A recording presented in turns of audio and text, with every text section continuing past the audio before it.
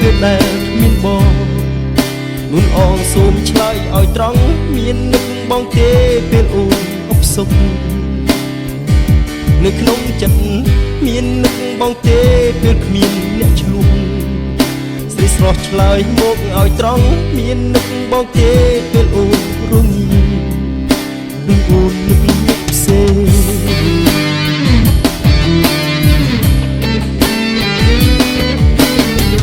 រាល់ពេលសាយ័នមកហើយនឹងអូនជួបជូនសារសងប្រឡែងពេលអូនគិតឆ្ងាយខ្វល់ខ្វាយចំបែបេះដូងនឹកតែស្ដីហើយផងព្រួយផងទាំងយប់ទាំងថ្ងៃរួមយ៉ាងខ្លាចស្រីក្បត់បងពាក្យបងពាក្យពិតជឿចុះនួនល្អចិត្តអូនរួ